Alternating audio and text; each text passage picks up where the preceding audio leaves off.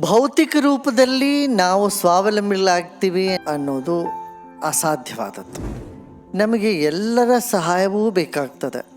ಎಷ್ಟೋ ಜನರ ಮೇಲೆ ನಮ್ಮ ಜೀವನ ಅವಲಂಬಿಸ್ಕೊಂಡಿರ್ತದೆ. ಹಾಲು ಬೇಕೆಂದರೆ ಹಾಲು ನೋಡಿ ಬರಬೇಕು.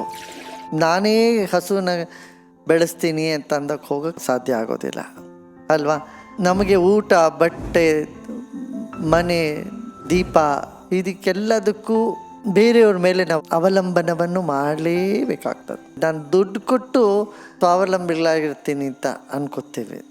ಇಲ್ಲ, ನಮ್ಮ ದುಡ್ಡಿಗಾಗಿ ಬೇರೆಯವ್ರನ್ನ ಅವಲಂಬಿಸ್ಬೇಕು ಅನ್ನೋದು ಇಲ್ಲ. ನಾವು ನಮ್ಮ ಶಕ್ತಿಯಿಂದ ನಾವು ಎಷ್ಟು ಮಾಡ್ಕೋಬೇಕು ಅದು ಮಾಡ್ಕೋಬೇಕು. ಮಿಕ್ಕಿದ್ದು ನಮ್ಮ ಕೆಲಸಗಳಲ್ಲಿ ಈ ನಮ್ಮ ಶಕ್ತಿ ಎಷ್ಟಿದೆಯೋ ಅಷ್ಟರ ಮೇಲೆ ಮಾಡ್ಕೋಬೇಕಾದ್ರೆ. ಈಗ ನೋಡಿಪ್ಪ, ವಯಸ್ಸಾಯಿತು, ನಾನೇ ಎಲ್ಲ ಮಾಡ್ಕೋತೀನಿ ಇದ್ರಾಗತ್ತಾ? ನೀವು ಯಾರ ಸಹಾಯನಾದರೂ ತಗೊಳ್ಳೇಬೇಕಾಗ್ತದೆ. ನಿಮಗೆ ಹುಷಾರಿಲ್ಲ ಅಂತಿದ್ದಾಗ ನಾನೇ ಎಲ್ಲ ಮಾಡ್ಕೋತೀನಿ ಅಂದ್ರಾಗತ್ತಾ? ನಾನೇ ಸ್ವಾವಲಂಬಿಯಾಗಿರ್ತೀನಿ, ನನಗೆ ಯಾರ್ದು ಹಂಕ್ ಬೇಡ ಅಂತ ಅನ್ನೋರು ದುಃಖಿಗಳಾಗ್ತಾರೆ ಹೆಚ್ಚು. ಜೀವನ ಹಂಚ್ಕೊಂಡು ಬಾಳೋದ್ರಲ್ಲಿ ಇರ್ತದೆ. ನಾವು ಬೇರೆಯವ್ರಿಗೆ ಸಹಾಯ ಮಾಡಬೇಕು, ಹಾಗೆ ಬೇರೆಯವರಿಂದ ಬೇಕಾದಾಗ ನಾವು ಸಹಾಯ ತಗೋಬೇಕಾಗ್ತದೆ. ನಾವು ಭಾವನೆಯಲ್ಲಿ ಅವಲಂಬಿಗಳಾಗಿದ್ದು ಬಿಡ್ತೇವೆ, ಭೌತಿಕದಲ್ಲಿ ಸ್ವಾವಲಂಬಿಗಳಾಗಿರ್ಬೇಕು ಅಂತ ಯೋಚನೆ ಮಾಡ್ತೇವೆ. ಇದರಿಂದ ನಾವು ಇನ್ನೂ ದುಃಖಿಗಳಾಗ್ತೇವೆ. ಭೌತಿಕದಲ್ಲಿ ಅವಲಂಬನೆಯನ್ನು ತಪ್ಪಿಸೋಕೆ ಸಾಧ್ಯವಿಲ್ಲ.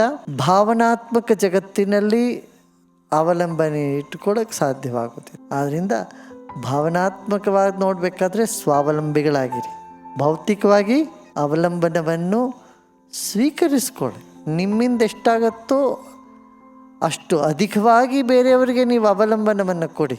ಅವರಿಂದ ತಗೋಬೇಕಿದ್ರೆ ಕನಿಷ್ಠವಾಗಿರ್ತಕ್ಕಂಥದ್ದು ತಗೊಳ್ಳಿ. ಕೆಲವರು ಅದನ್ನು ವಿಪರೀತವಾಗೇ ಮಾಡ್ತಾರೆ. ಬೇರೆಯವರಿಂದ ಅಧಿಕವಾಗಿ ಎಷ್ಟು ತಗೋಬೇಕೋ ಅದು ತಗೋತೀವಿ. ಮಾಡಬೇಕಾದ್ರೆ ಸ್ವಲ್ಪ ಎಷ್ಟೋ ಒಂದು ಚೂರು ಮಾಡಿ ಇಟ್ಬಿಟ್ಟು ಬಂದ್ಬಿಡೋಣ ಅಂತ ಅನ್ನಿಸ್ತು. ಒಳ್ಳೆಯ ಮಾನಸಿಕತೆ ಅಲ್ಲ ಅದು.